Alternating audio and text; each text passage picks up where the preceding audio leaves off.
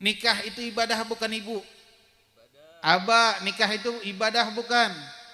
Nikah itu ibadah jika nikahnya didasarkan karena Allah, sesuai dengan hadisnya Rasul, innama a'malu binniyat wa innama likulli imri'in ma nawa. Segala sesuatu perbuatan itu tergantung niatnya seseorang, dan seseorang itu amal ibadahnya tergantung dengan niatnya. Kalau niatnya benar, makanya dikatakan man tazawwaj lillah, barang siapa yang nikah karena Allah, datang ja'at sakinah mawaddah warahmah. Datang nikahnya itu di dalam rumah tangganya sakinah mawaddah warahmah. Kenapa seperti itu Habib?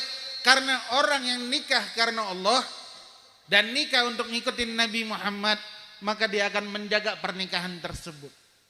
Dia akan menjaga istrinya, dia akan mendidik istrinya, dia akan menjadikan rumah tangga tersebut rumah tangga yang penuh dengan keharmonisan.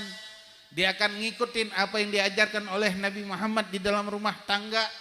Dia tidak akan pernah mengangkat suara yang atau mengeluarkan kata yang kasar, karena Allah telah jelaskan di dalam ayat Al-Quran bahwa Allah melarang kepada setiap suami untuk mewarisin sifat-sifat jelek kepada istri.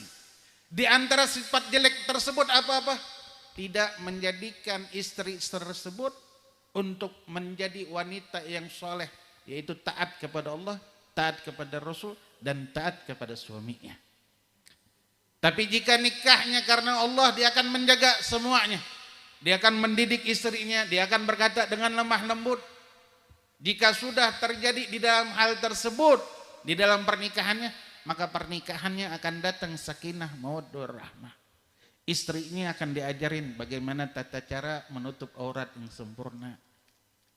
Nih saya sampai saat ini nggak tahu kalau bapak-bapak ya. Saya kalau istri saya sholat, tetap saya liatin sholatnya. Saya kadang-kadang sebelum dia mau sholat atau kita sholat berjamaah, saya liatin dulu wajahnya. Saya perhatikan adakah setiap rambut yang keluar dari mukenanya. Kenapa? Jika seorang suami paham tentang masalah ibadah, paham tentang kewajibannya sebagai seorang suami, dia akan perhatian terhadap istrinya. Dia akan menjaga istrinya agar tidak masuk ke dalam nerakanya Allah. Maka di dalam pernikahan itu ada 4 perkara. Ada yang pertama, suami istri masuk ke dalam surga. Mudah-mudahan setiap dari kita ini, semuanya yang berada di tempat ini, khususnya pengantin baru, dua-duanya berada di dalam surganya Allah Rabbul Alamin. Ada juga pernikahan yang suami yang berada di dalam surga, istrinya berada di dalam neraka. Seperti apa Habib? Seorang wanita yang selalu mengeluh kepada suaminya. Seorang wanita yang selalu menuntut kepada suaminya untuk urusan dunia yang lebih dari kemampuan suaminya. Seorang wanita yang mengangkat suara terhadap suaminya. Kadang ibu-ibu nggak ngangkat suara, Habib. Saya nggak pernah ngangkat suara sama suami saya, Habib. Cuman saya ngoceh mulu. Itu dosa nggak? Sama aja. Bu ya, maafin. Saya mau bertanya, mau masuk surga atau masuk neraka? Masuk surga atau neraka? Yang masuk surga atau masuk neraka? Nih yang nyaut saya doakan mudah-mudahan semuanya masuk ke dalam surganya Allah. Yang nggak nyaut bodo amat. Setiap dari kita tujuannya untuk masuk ke dalam surganya Allah. Di dalam pernikahan pun diajarkan. Makanya kata Rasulullah SAW, kalau orang nikahnya karena Allah, Allah akan jaga rumah tangganya dan Allah akan cukupin rumah tangganya. Dan kalau pernikahan tersebut bukan karena Allah, bisa jadi yang kedua, bisa jadi yang ketiga, bisa jadi yang keempat. Yang ketiga apa Habib? Istrinya masuk surga, suaminya masuk neraka. Kok bisa Habib? Iya, suaminya nggak peduli sama istrinya. Dia mau pakai celana pendek, auratnya kebuka, dia nggak sholat, terserah. Tapi istrinya menjaga dirinya. Kadang suami, ini nih seperti contoh, maaf kasih contoh ya. Suami, istri pakai kerudung rapi. Kata suami, udah deh ngapain sih lo pakai kerudung? Udah gak usah pakai kerudungan. Biar kelihatan cantik. Kalau diikutin si suami, wajib nggak Habib? Nggak wajib diikutin. Sang istri menolak, enggak, saya tetap mau pakai kerudung. Buka kerudung. Enggak, saya nggak mau buka kerudung. Kalau kamu nggak mau buka, kamu kualat. Nggak ada kata kualat di dalam ketaatan, di dalam kemaksiatan. Kerudung itu kalau seorang istri dipaksa untuk buka kerudung, maka jangan diikutin. Kan suami Habib katanya harus taat sama suami. Iya, taat yang bukan maksiat. La ta'at alal ma'asi, nggak ada ketaatan atas perbuatan maksiat. Atau suami bilang, udah lo pergi aja noh, sama si laki noh, rombongan laki-laki udah pergi aja sono, pergi, saya nggak ikut. Kalau seorang suami mengizinkan istrinya untuk kumpul sama laki-laki lain, maaf, saya minta maaf, mungkin keras. Ini pun termasuk suami yang berada di dalam nerakanya Allah. Suami yang tidak punya sifat dayus kata Rasulullah. Yang nggak ada rasa peduli, nggak ada rasa cemburu. Nih kita punya istri, dia ngobrol sama laki manapun terserah, mau jalan sama laki manapun terserah, dia mau bersentuhan tangan sama laki manapun terserah, nggak apa-apa. Dan nggak ada rasa dayus cemburu di dalam dirinya. Maka kata Rasulullah, nih laki nggak bakal masuk ke dalam surganya Allah. Bahkan kata Rasulullah, dia nggak bakal cium bau neraka, bau surga. Dia nggak bakal nyium bau surga. Makanya, nih istri taat kepada Allah.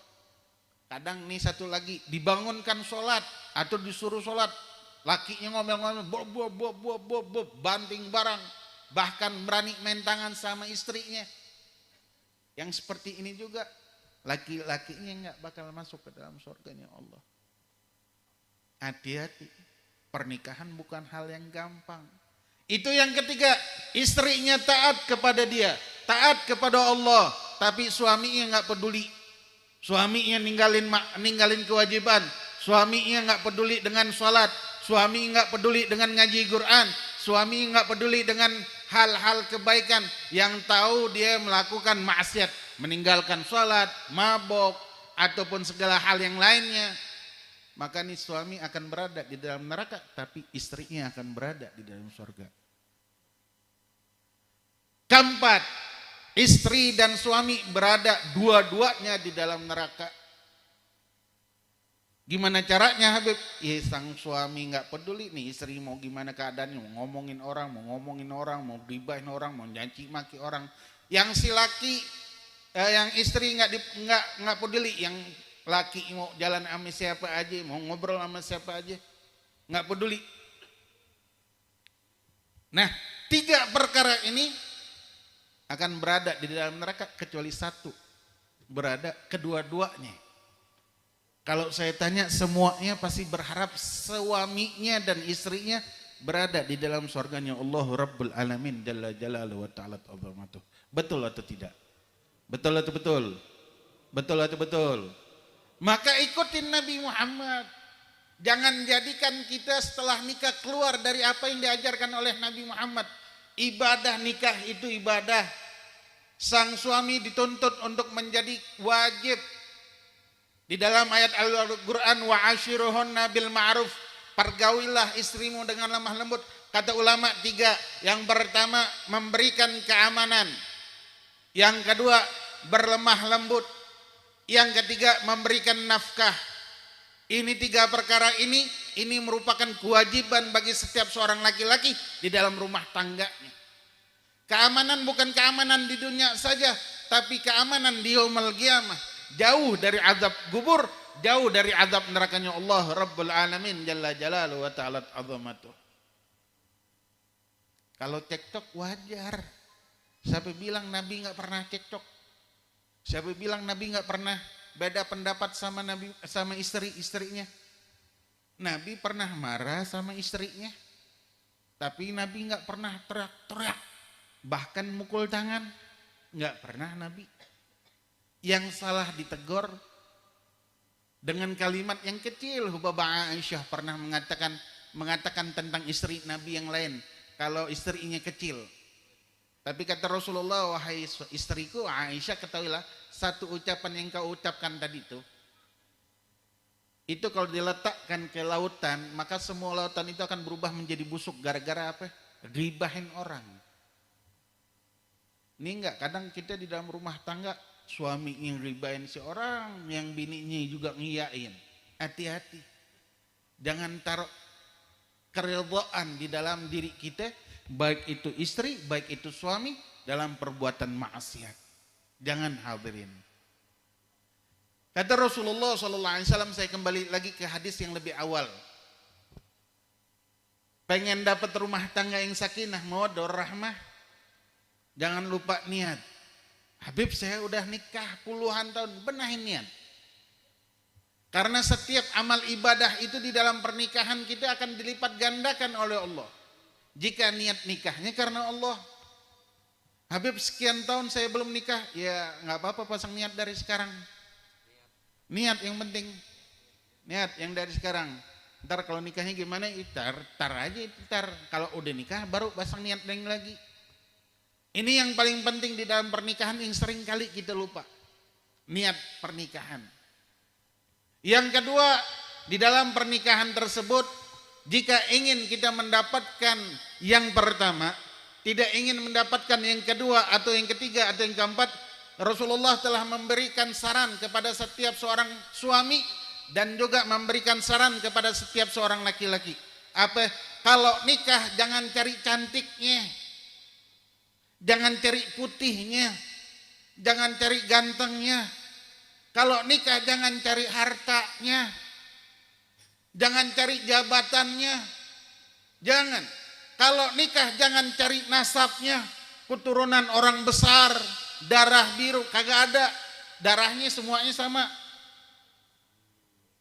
Tapi kata Rasulullah SAW, nikahlah karena satu, karena agama.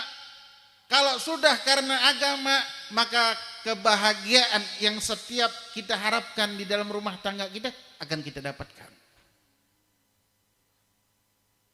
Sekarang orang jarang, maaf, yang mau nikah nih saya kasih saran. Kalau mau nikah jangan ngeliat muka. Jangan pernah ngeliat harta. Jangan pernah bilang karena cinta ya. Siapa bilang cinta, nikah karena cinta terus bertahan, nggak ada. Nggak ada orang yang namanya cinta, nikah karena cinta terus bertahan, nggak ada. Karena itu semuanya bullshit saya bilang.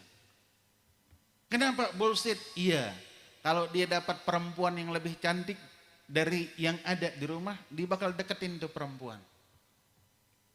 Siapa bilang nikah karena suaminya cinta sama saya dan saya cinta sama suami, suatu saat pasti ada yang namanya bumbu rumah tangga, itu pasti ada. Apalagi zaman sekarang medsos udah bercampur di mana-mana. Bisa kenalan dengan teman-teman sekolah, reuni, nggak taunya ketemu dengan CLBK, cinta lama kembali berseri. Nggak tahu nyangkut sama perempuan yang dulu atau sama laki yang dulu. Ini yang menyebabkan rumah tangganya makin hancur.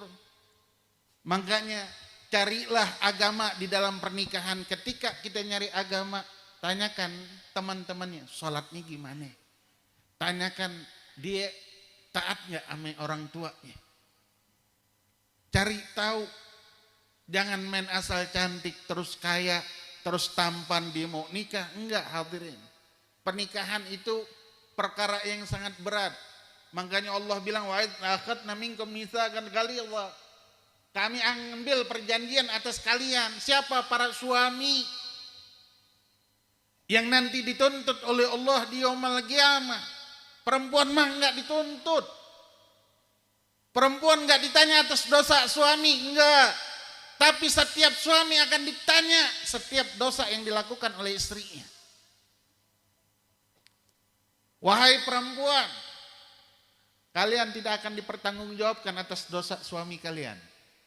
Tapi ketahuilah, kalian akan dipertanggungjawabkan atas dosa-dosa yang kalian lakukan terhadap suami kalian ataupun kepada Allah Rabbul Alamin Jalla Jalaluhu wa Ta'ala. Hormatin suami, sayangin suami, jangan pernah ngangkat suara. Habib mah ngomong begitu nggak tahu laki saya. Laki saya mah gedak Habib. Kerjaan mau ngencang-ngencang kaki doang, subuh bangun jam 8. Habis bangun bukan mau ngambil air wudhu, kagak, dimegang handphone, dia ngerokok di depan. Yang begitu gimana Habib? Kasih tahu. Nasehatin, bicara dengan lemah lembut. Ibu pengantin, sekian tahun kalian tahu kelemahan laki-laki di HP. Pas dia kasih kelemahannya, dia senang, ajak ngobrol. Sudah Habib, saya sudah ngajak baik-baik bicara. Kalau gitu ibu waktu sholat subuh, ibu sholat di sampingnya. Habis sholat bacakan Yasin. Insya Allah bangun. Kalau enggak bangun juga baca Yasin ibu, tahu salam gubur enggak? Salamullah ya sadah minar rahman yaksyakum ibadallah ji'nakum qasadnakum talabnakum. Ini salam gubur bu. Kalau laki kita demen ngaji dia hafal nih salam gubur insya Allah. Bangun dia kaget, dikira ada di dalam kuburan. Kenapa? Enggak, lagi ngafal, bilangin lagi pengen baca ngafal salam gubur. Biar bangun tuh laki. Tapi dengan lemah lembut, nasihatin sang suami, hati-hati, kalian bakal dituntut oleh Allah. Jangan pernah, makanya Allah jelaskan di dalam ayat Al-Quran tadi, wala tarithu wala apa? Allah jelaskan wala tarha.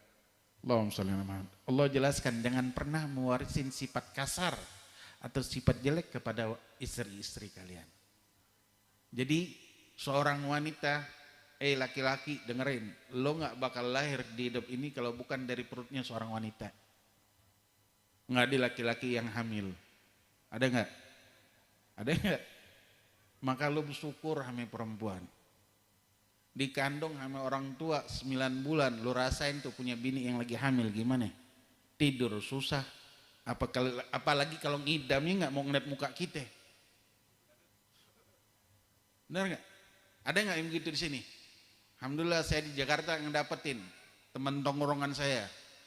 Istrinya hamil, dari pertama hamil dia nggak pernah tidur di rumah. Kenapa?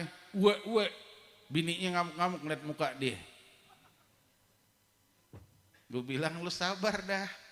Bini lo sih gara-gara lu juga begitu. Ya kan? Makanya hormatin seorang wanita seperti mana engkau menghormatin seorang ibu. Dan wahai wanita, jangan jadikan dosa yang telah kita terima, kita perbuat, itu akan menjadi pertanggungjawaban bagi suami kita. Itu akan menyebabkan kita menjadi wanita yang dimurkain oleh Allah. Hadirin hadirat.